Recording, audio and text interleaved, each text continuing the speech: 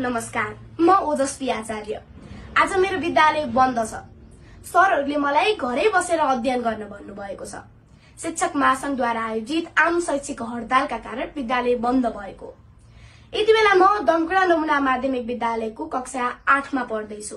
आज मेरो कक्षा 9 मा अध्ययन गर्ने विद्यार्थीको रूपमा बोल्ने पालो हो।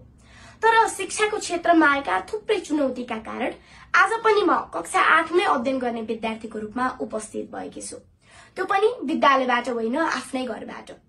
हामी सबैलाई अवगत नै छ, हाम्रा गुरुहरू विगत 14 दिनबाट काठमाडौँ स्थित आन्दोलनमा हुनुहुन्छ।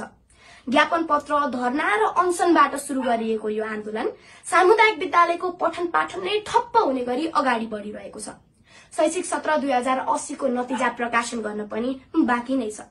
नयाँ कक्षा कोठामा उत्साहका साथ पढ्न पाउनुपर्ने विद्यार्थीहरूको सपना मुर्झाइसकेको छ।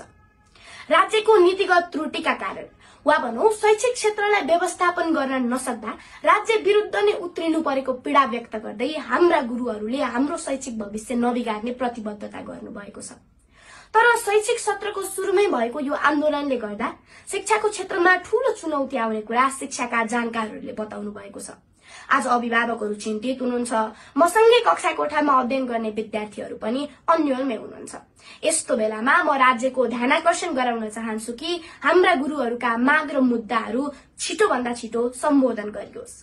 साँझ बिहान कसरी छाक टार्ने भन्ने ती शिक्षकहरूले बाल कक्षा कसरी सञ्चालन गर्न सक्नुहोला। लाउर जाने हो कि यही जागिर गर्ने हो भन्ने दोधारमा परेका ती राहत र अस्थायी शिक्षकहरूले कक्षा कोठामा कसरी शिक्षण गर्नुहोला। शिक्षक निमुखो र कमजोर रहँदासम्म शैक्षिक जनशक्ति व्यवस्थापन हुँदैन भन्ने कुरामा हाम्रा राज्यका सञ्चालकहरू अबुझ हुनु हुँदैन। हामीलाई हाम्रो गुरुहरूप्रति भरोसा छ। अहिले भइरहेको शैक्षिक क्षतिलाई न्यूनीकरण गर्नका लागि हाम्रा गुरुहरूले कुनै न कुनै विकल्पको खोजी गर्नुहुनेछ। आज देशैभरि रहनुभएका गुरुहरूको आन्दोलनप्रति म नैतिक समर्थन गर्दै राज्यसँग आग्रह गर्न चाहन्छु कि हाम्रा गुरुहरूलाई छिटो भन्दा छिटो कक्षा कोठामा फिर्ता पठाउने वातावरण बनोस्। धन्यवाद।